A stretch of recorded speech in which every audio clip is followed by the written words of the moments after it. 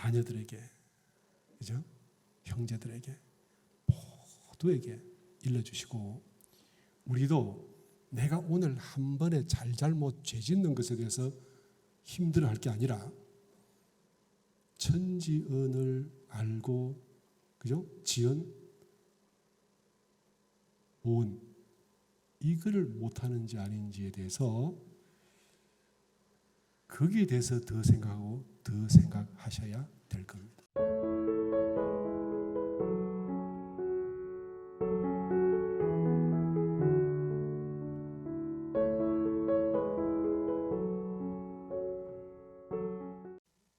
네, 오늘은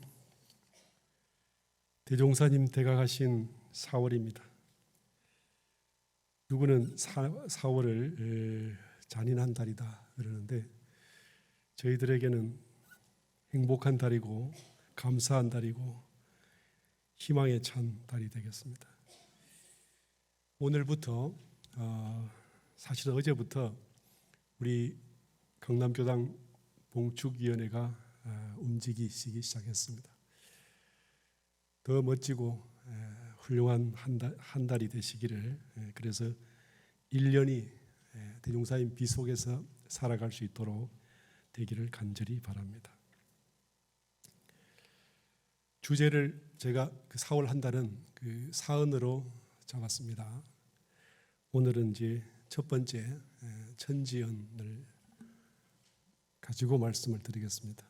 물론 이제 이 시간에는 뭐 어림도 없겠지만 개괄적인 것을 통해서 우리가 사는, 우리가 필요한 그 모든 복의 원천이 이 사언이라는 이것을 한 번 더 각성을 하는, 그리고 이 복을 어떻게 장만할 것인가, 이것도 역시 사언에서 답을 찾을 수밖에 없습니다.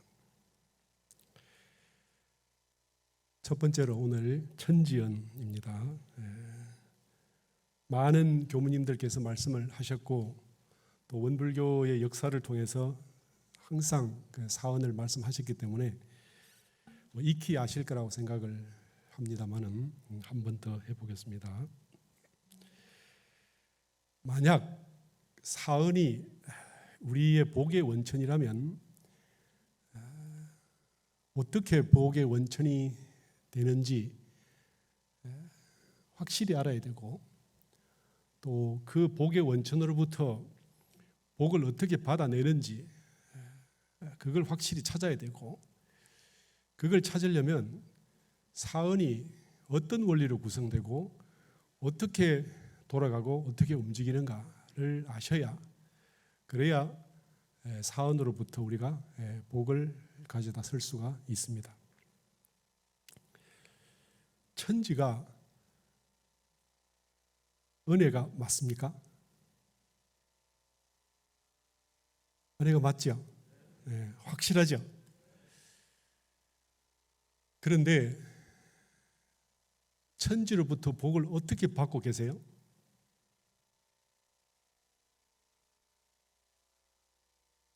이렇게 살고 있으니까, 이 땅 위에 얹혀 있으니까, 그죠? 대종사님 표현대로 하면 하늘에 공기가 있으므로 우리가 호흡을 통하고 살게 되며, 땅이 바탕이 있으므로 우리가 형체를 의지하고 살게 되며, 1월에 밝음이 있으므로 우리가 그 쭉쭉 써놨죠. 그래서 사언입니까? 그러면 이렇게 써놓은 이 사언하고 이 천지언하고, 이 천지언을 믿는 사람과 안 믿는 사람의 차이가 뭐예요? 천지언을 믿는 사람과 혹은 아는 사람과 내가, 우리 원불교 교도가 별 차이가 없다면, 그럼 우리가 천지언을 강조할 필요가 없죠. 강조 안 해도 똑같은데요. 뭔가 강조하는 사람이 혹은 뭔가 생각하는 사람이 복을 더 받아야죠. 그렇지 않습니까? 네. 그러니까 대종사님께서 이 사언을 말씀하시고 분명하게 천지연을 언급해 두실 때는 너네가 이걸 가지고 써서 복이 미어 터지도록 살아봐라. 이 말씀이죠. 네. 천지가 얼마만한 은혜입니까?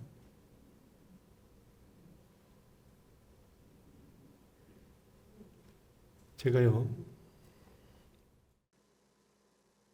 원불교학과를 가서 이제 경상도 또 부산, 그 중에서도 제 고향은 기장, 또 그 중에서도 심심산골 철마라는 곳이, 지금은 철마 가면 소고기로 유명합니다. 그 해가 늦게 뜨고 일찍 지고 이제 그런 것이죠.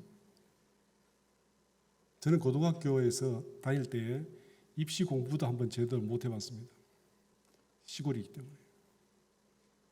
원래 세상이 다 그런 줄 알고 살았어요.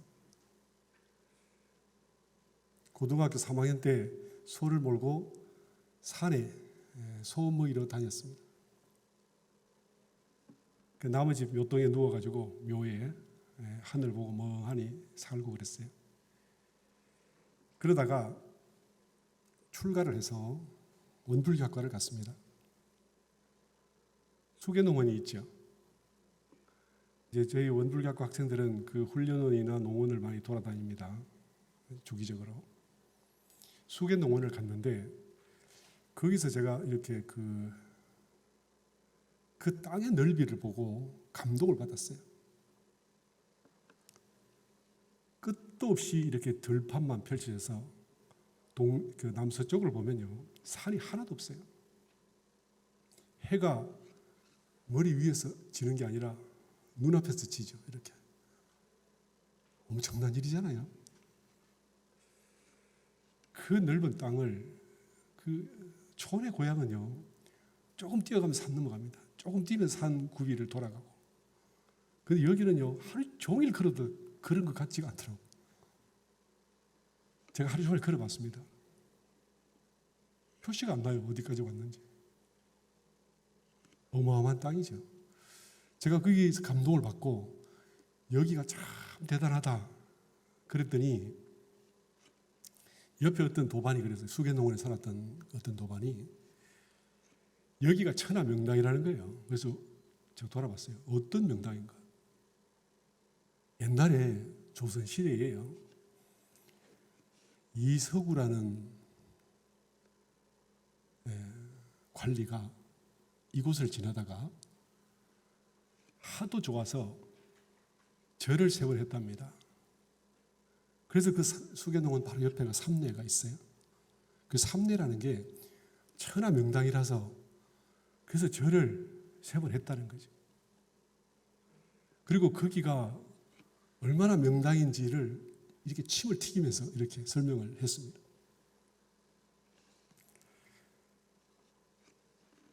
그런데요, 제가 둘러보니까 들밖에 없어요. 수계농원이 야트막한 산같이, 우리 고향 같으면 그거 언덕도 아닙니다. 그거. 예. 그런 게 하나 있는데 거기가 천하명당이래요.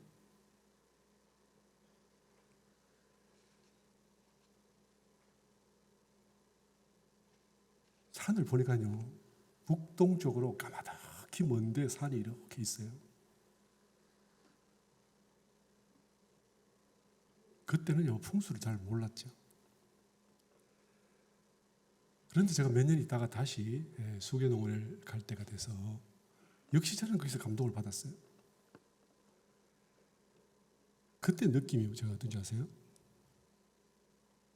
어떤 놈이 그걸 명당 운운했는가? 기도 안 차지. 저는 제가 만일에 거기서 관리가 돼가지고 삼례를 지나다가 봤으면 이 넓은 땅이 과거 수천 년 전부터 미래 한없는 세월까지 얼마나 많은 우리 백성들을 먹여 살릴 수 있는 땅인지, 거기서 얼마나 많은 곡식이 나고 얼마나 많은 사람들이 자식을 키우고 가정에서 저마다 행복해하면서 그렇게 살아갈 땅인지 관리가 내가 다스리는 백성들이 배부르게 산다는 것이 그게 뭘까요?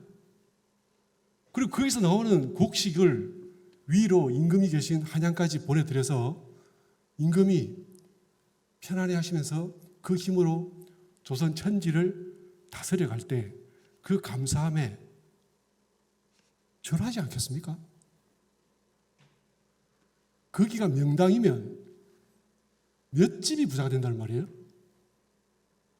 한 집, 두 집이 명문가를 이루고 떵떵거리면서 사는 것이 그 땅의 가치가 그거일까요? 제가 생각할 때 전라도 백성 전체가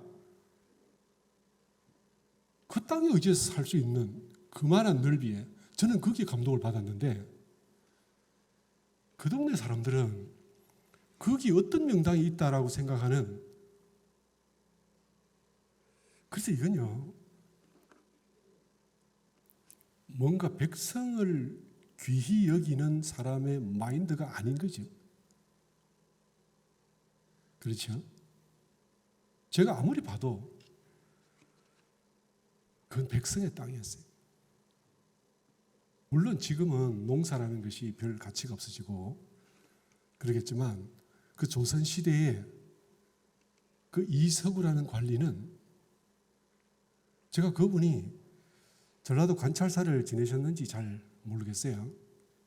그러나 만일에 그 땅을 봤다면 저와 똑같이 그 많은 백성을 다 먹여 살릴 그 땅에 절 세 자루가 아깝겠습니까? 천지는요 이렇게 백성을 살리는 겁니다. 천지가 그 호남평야밖에 없을까요?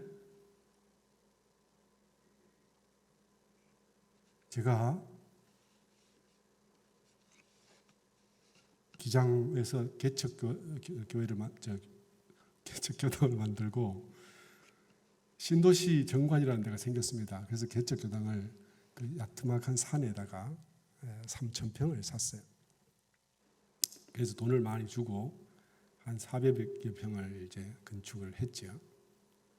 그런데 이제 이게 유치원이 되니까 아이들이 200명이 들어옵니다. 아침이면 직원들이 한 40명, 30명, 40명 들어와요. 움직이다가 6시가 되면 아이들이 싹 빠져나갑니다. 7시가 되면 교사들이, 직원들이 싹 빠져나갑니다. 그러면요, 그 산속에 저 혼자 있는 게 너무 좋았어요. 지금쯤 제가 엊그제 부산을 갔다 왔는데 부산은 지금 벚꽃이 다 지고 있습니다. 아직 여기는 안 폈죠. 산에 피는 그 꽃들이 얼마나 예쁜지 사람이 싹 빠져나가고 혼자 있는 산에서 그 행복감은 이루 말할 수가 없어요. 그런데요, 비가 오는 바람이 좀 불면 나뭇잎이 다 바람에 뒤집어집니다. 나뭇잎이 위는 새파랗지만 뒤집어지면 하얀 것이 참 많거든요. 그러면 그 하얗게 이렇게 쫙 번져가는 그 마치 카드 섹션처럼 너무너무 예뻐요. 바람이 좀 세게 부는 날은 참 아름답지. 그런데 제가 그때 가만히 생각을 해보니까 이제 봄이 되면 이제 비가 오기 시작하잖아요.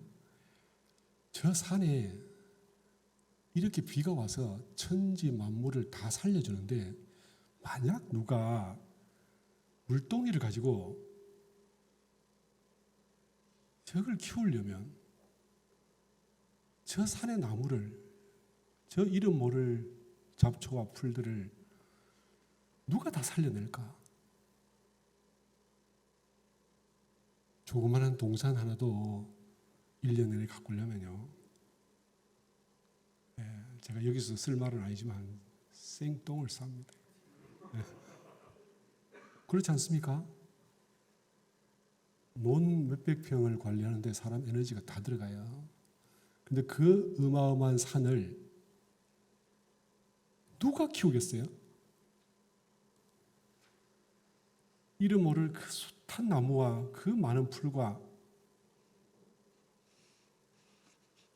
풍운으로 상설이 그걸 다 키우는 거죠.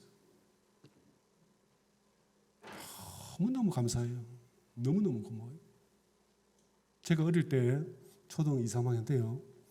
논에 가면 이 개구리나 이렇게 그 올챙이를 잡아먹고 사는 새가 있어요. 이 새는 잘 안 나르고 이렇게 이게 벼 사이로 뛰어다닙니다. 잘. 근데 이게 잡을 수가 없죠. 저희들 힘으로는. 근데 얘들이 논두렁 어디 가에다가 이렇게 둥지를 틀고 새끼를 낳아서 키운대. 알을 낳고. 조금 지나면 얘들이 이제 눈을 뜰랑말랑한 새끼들이 있죠. 그럼 제가 이제 그걸 잡았어. 아이들이 그걸 잘 잡아요. 그래가지고 이제 집에다가 이제 철망을 치고 이렇게 울타리를 만들어서 내가 이걸 키울 거라고 잡아오지. 저도 몇 번 해봤습니다. 그래서 이제 학교 갔다가 오는 길에 논에 들러서 어디 개구리 없나 이러고 이제 작대기로 개구리를 잡아가지고 그거를 그 새가 있는 곳에 넣어줍니다. 이렇게. 예. 그래서 조그마한 새가 뭣도 모르고 그걸 또 먹고 살아요. 예. 그런데 제가 이 여러 번 시도를 해봤지만 제가 한 마리 새를 키우는데 한 달 이상 키워본 적이 없어요. 다 죽어요. 왜 그렇습니까? 초등학생이 뭐 얼마나 정성스러웠겠어요. 그죠? 네. 새가 예뻐서 키우고 싶긴 하지만 키울 영향이 없죠. 그러니까 이 천지에는 그 새가 한두 마리겠어요? 1, 20만 마리겠습니까? 새밖에 없을까요? 무량한 생명이 천지의 의지에서 살고 있습니다. 감사하지요. 네. 만일에 우리나라에서 전라도란 땅이 없으면 그 엄청난 곡식을 우리가 어디서 어떻게 구하겠어요? 평야 중에서는 호남평야, 김제평야가 최고 아닙니까? 예, 전라도에 가면 김제에만 광활면이라는 게 있습니다. 제가 거기 가보고 다른 사람들은 그냥 광활면 그러는데 저는 광활면이라는 이름 자체도 너무 신기하고 너무 좋아서 예. 이게 천지죠. 광대무량하다고 그러죠. 그런데 우리가 이런 천지를 잘 모르죠. 천지가 얼마나 은혜로워서 일체 만생을 살리고 그 만생이 서로 연결돼서 우리가 살고 있는지를 잘 모르죠. 보통은 이러기 때문에 천지 보온을 이야기하면 그냥 환경 보호 정도로 생각을 합니다. 그런데 제가 볼 땐 그렇지 않아요. 천지가 정말 이렇게 있는데 그럼 이게 은혜긴 은혜인데 이 천지가 돌아가는데 어떤 작용과 어떤 법칙에 의해서 돌아가는가? 우리는 이걸 꼭 알아야 되는 게 우리의 한 끼 밥과 한 번의 복도 전부 사은에서 나오기 때문에 사은을 모르면 우리는 다른 사람, 대종사님 법을 배우지 않은 사람과 똑같죠. 그래서 사은을 모르면 원망하게 되고 원망하면 재앙이 옵니다. 그렇잖아요?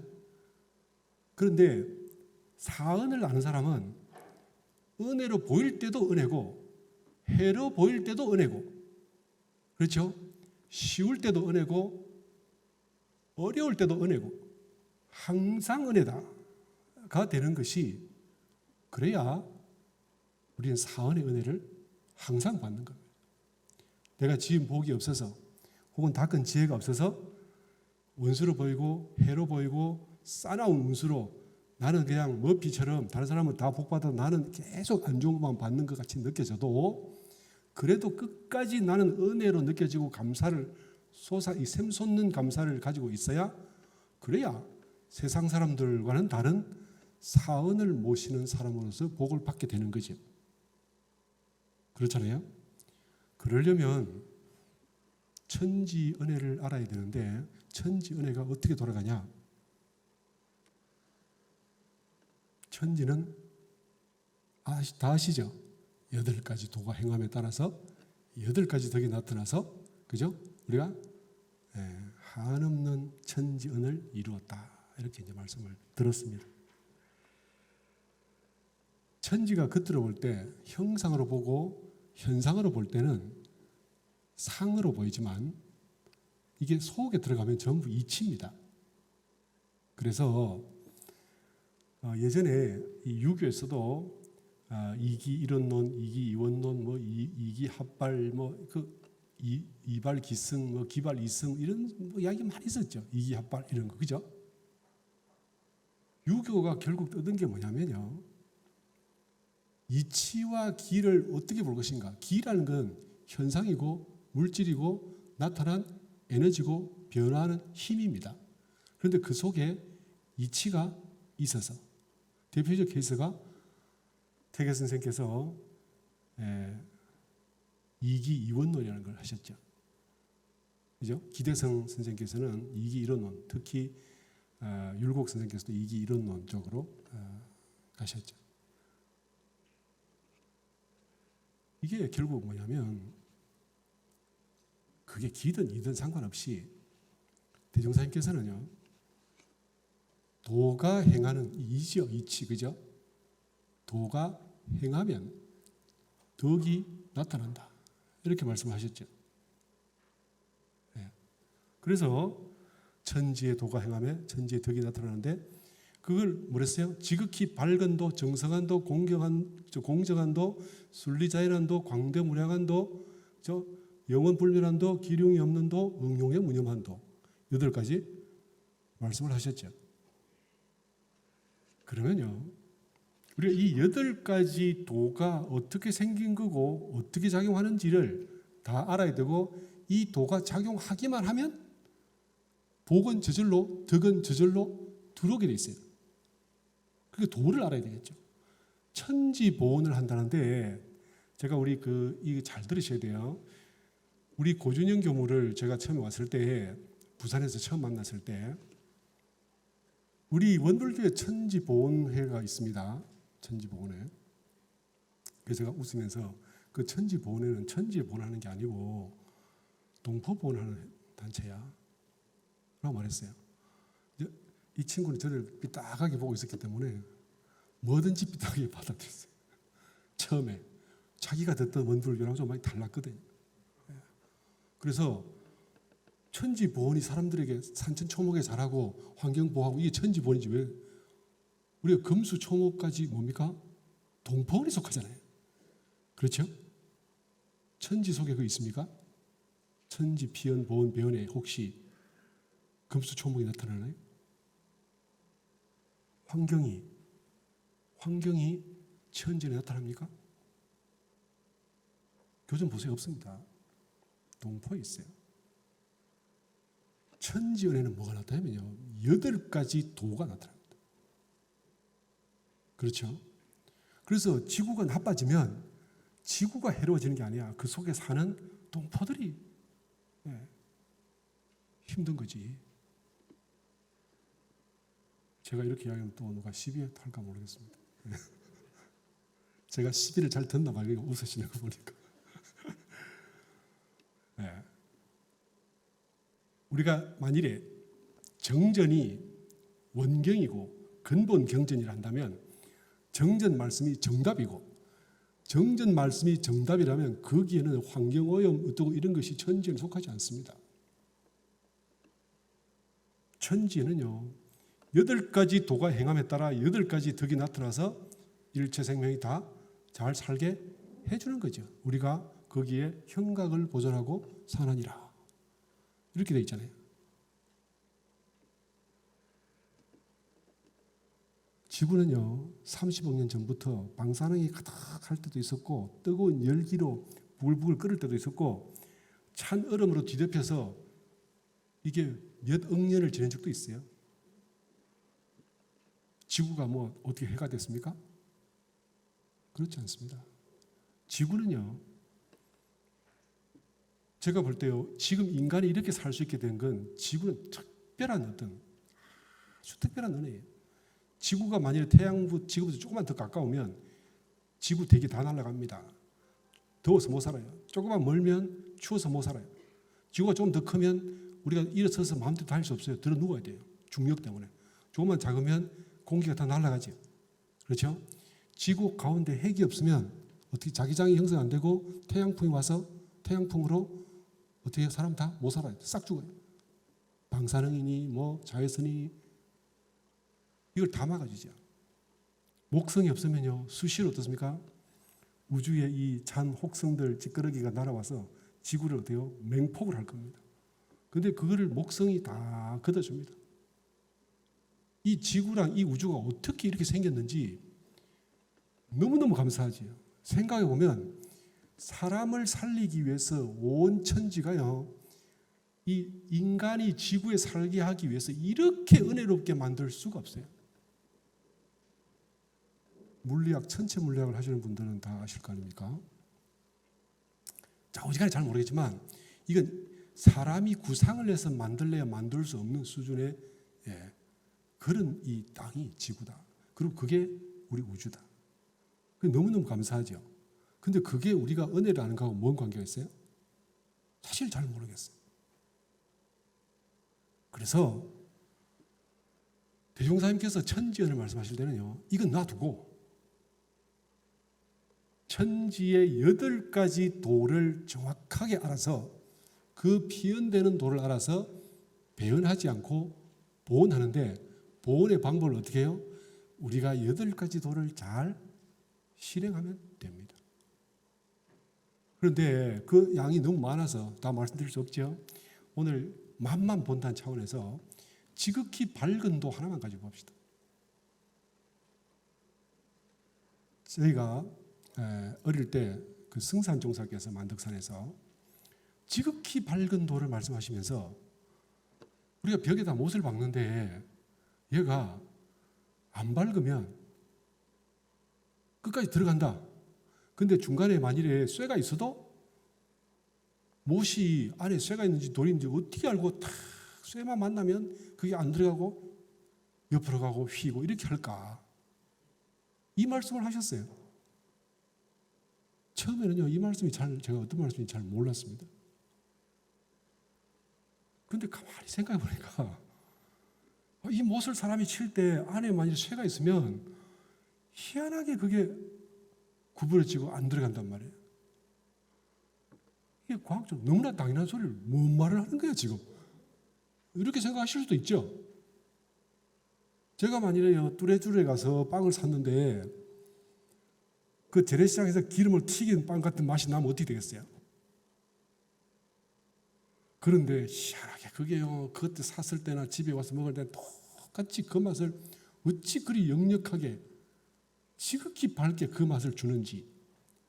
감기약을 먹었는데 소화제가 안 되고, 그죠? 티끌만한 것 하나라도 그 성질, 그 성격, 그 효능 그대로 우리에게 은혜를 주게 됩니다. 감사하지 않나요? 예, 저 베스킨라빈스 아이스크림을 샀는데 그 설탕물만 나면 어떻게 돼요? 설탕물 맛만 나면. 제 이야기 좀 그러시나요? 네.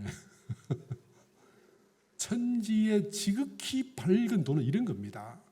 그래서 내가 위장이 탈났는데 이 모기 물린 약을 사면 안 되는 거지. 그렇잖아요. 그게 뭡니까? 천지의 지극히 밝은 도를 채받아서 정확하게 위장이 아플 때는 뭡니까? 겔포스를 사야 되고 모기 물렸을 때는 모기약을 사야 되는 거예요. 쉽게 말씀드리는 거죠. 예. 성질이 싸나운 사람을 만났을 때는요, 성질을 내게 만들면 안 되잖아요. 저 사람이 나한테 막 험하게 해요. 내가 막 성질을 내요. 그 사람은 그 사람의 인격이고 그 사람의 지혜고 그 사람의 이때의 품성이지 내가 왜 화를 냅니까? 천지의 지극히 밝은 도를 채받으면 이 순서에 어긋나면 안 돼요. 그렇죠? 마치 이건 뭐냐면요, 길 가다가 바위한테 왜 너 솜처럼 부드럽지 않아? 그러면서 막 성질내는 거와 똑같아요. 우리가 그런 거 안 하나요? 안 할 기대를 하고 안 할 바람을 바라고 못할 일을 시켜놓고, 그래서 지혜로운 사람은요, 할 만한 것, 될 만한 것, 되는 길을 찾아서 가게 되죠. 이게 천지의 8가지 도 중에서 지극히 밝은 도 하나를 찾아서 쓰는 겁니다. 지극히 밝은 도를 어디다 쓰냐? 대종사님께서요, 당처불공을 해라, 실질불공을 해라, 이렇게 말씀하셨죠. 그래서 사언은 불공과 관련이 이렇게 연결이 되는 거죠. 사언을 어떻게 보십니까? 8가지 도를 알고 8가지 도를 행하면 천지행을 하게 되고 천지의 은이 나타나고 천지가 전부 나의 목전이 되고, 나는 천지로부터 보호를 받게 되고. 제 이야기입니까? 대종사님 말씀입니다.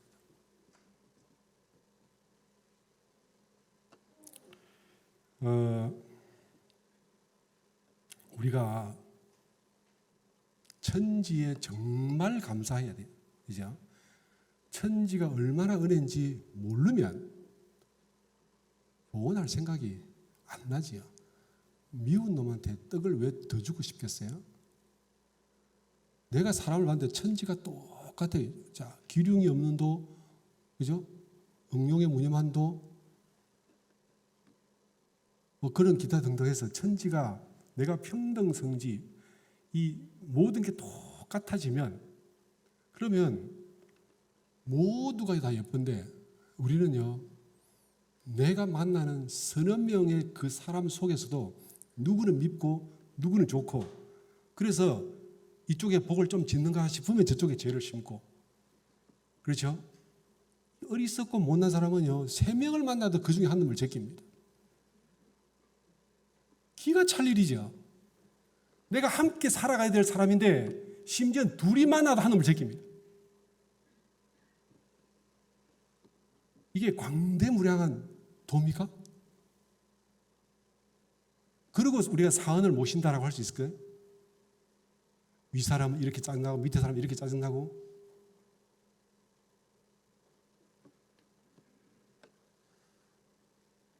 진리를 깨닫지 못하면 듣고 돌아서면 엉뚱한 짓 합니다. 내가 스스로 지혜를 얻어서 자기 지혜가 있어야 내 눈앞에 있는 사람에게 소위 불공이라는 걸 할 수 있어요. 어리석으면요, 나빠 보이고 기분 나빠 보이고 나한테 덤비는 것처럼 보이고 나를 함부로 무시하는 것처럼 보이면 나도 밟아주리라. 그 마음이 불같이 일어나는데 부처님은 자비심이 한없이 많아서가 아니라요, 천지팔도를 알기 때문에 부처가 되는 것입니다. 모르면 내가 성직자의 길을 가든지 중생의 길을 가든지 노숙자의 길을 가든지 똑같아요. 그게 문제가 아니라 내 앞에 있는 사람이 천지처럼 보이고 천지팔도를 내가 알아야 소위 불공이 가능하죠. 이게 가능해야, 그래야 보통 사람하고 다르게 원불교 믿는 사람, 사언을 모시는 사람, 천지언을 아는 사람이 돼서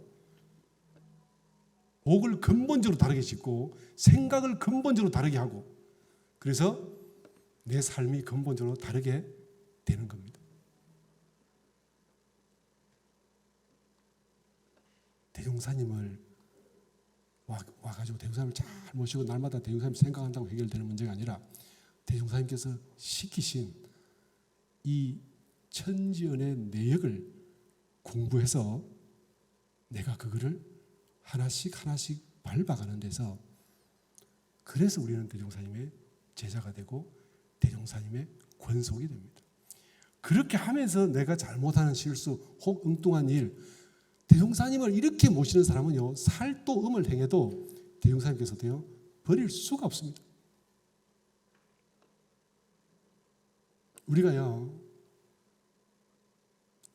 이모식이라고 열 몇 명을 죽였던 사람이 있죠. 그 어머니가 말씀하셨죠. 아니 우리 누구가 그렇게 많은 사람을 죽였답니까? 이 말이 무슨 말입니까? 난 걔를 버릴 수 없어. 그 말입니다. 언론에서는요 걔는 악마야 라고 말하고 있는데 그 어머니는 아니 우리 걔가 그렇게 많은 사람을 죽였답니까? 속으로는 좌절, 땅 끝까지 좌절하면서도 사랑을 놓을 수가 없죠. 그렇지 않습니까?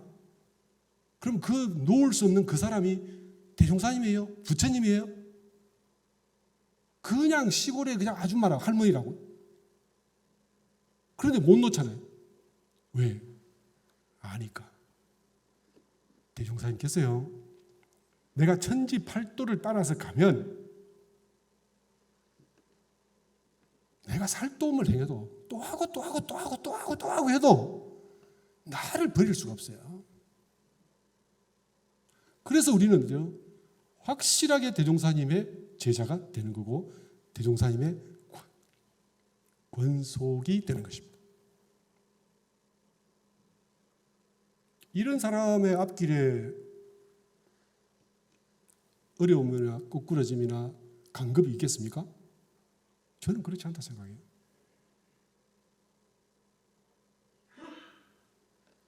다른 법을 원불교 와서 배우는 것도 중요하지만 천지언을 아는 것은 그래서요 정전은 원경이다 이렇게 하십니다.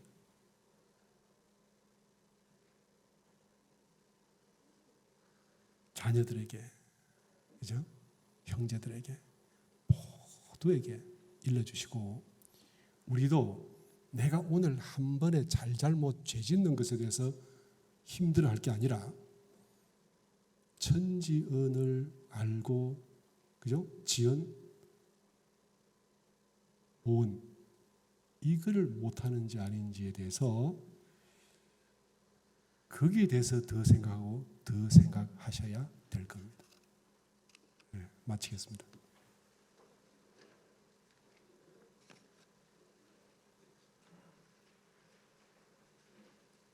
함께